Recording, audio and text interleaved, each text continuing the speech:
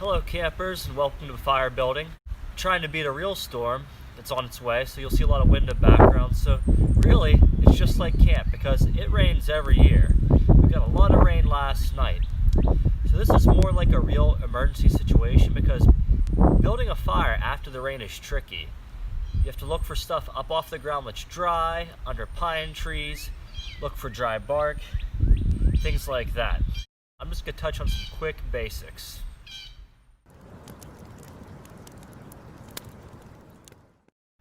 First, you want to find a good spot, dry, kind of out, not in the mud, clear the leaves away.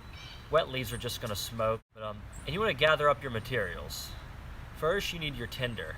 That's the real little stuff that lights easy when you touch it with a match. That can be like dry leaves. Here's some real little sticks. We're talking toothpick size, real skinny stuff.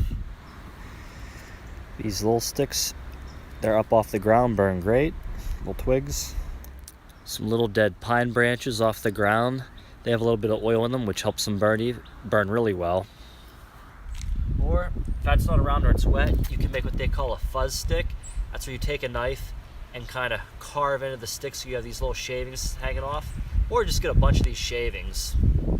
Not really any dry leaves or dry weeds today. If you do find them, you want them to be dry enough that they crackle when you do this. Because if they don't make a lot of noise, they have moisture in them, or if they're still green, they're still alive, they definitely have moisture.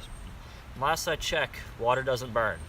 Now, if you can find them, and there's not many around here, these were all decorative. Birch, which these are some birch logs that I was able to borrow, burns well when it's damp.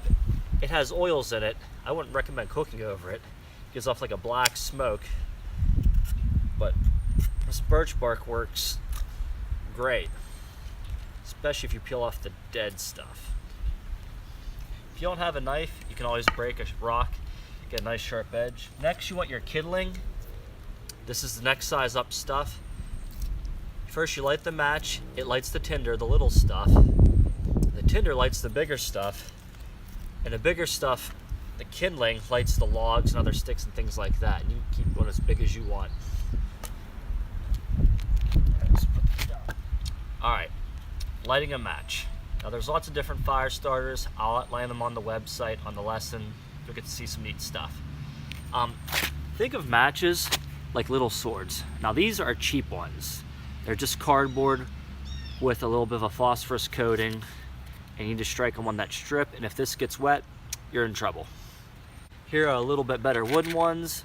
You can buy waterproof ones. You get what you pay for. The cheap waterproof ones, they can take a splash, but not a soaking. These ones are not waterproof, but if you dip them in a little bit of nail polish, just one coating, like the clear, it comes off when you strike it, and it makes them water resistant. So, back to little matches, think of them like swords.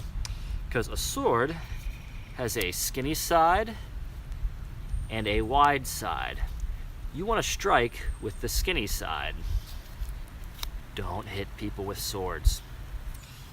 But if you strike with the wide side of a match on that little strip, it's gonna bend.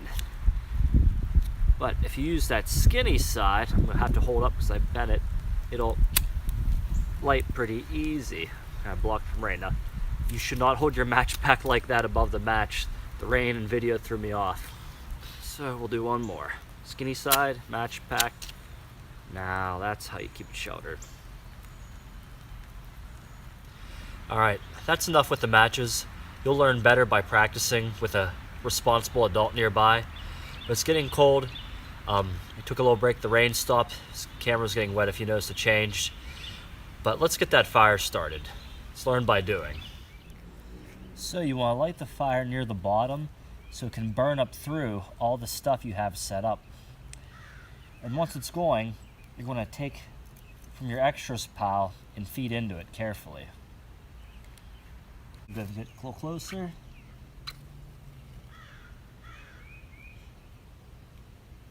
Angling the match down helps the flame grow a little faster. It gets a little bit bigger. Having some problems with the dampness of the materials.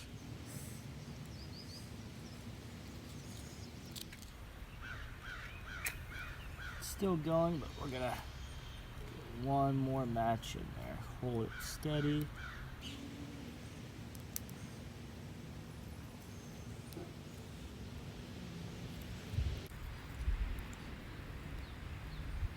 see it a little bit.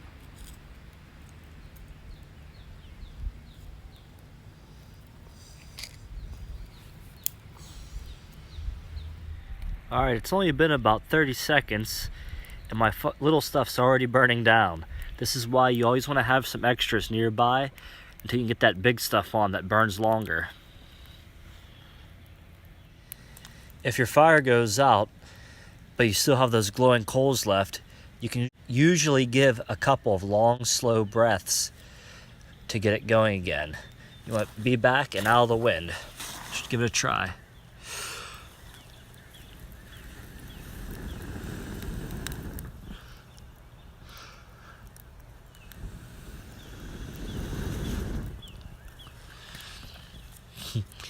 Just not too close. Only one person at a time, otherwise you'll blow the flames and smoke right in each other's faces. Alright, slow breaths to get it going again. You want to be back and out of the wind. Just give it a try.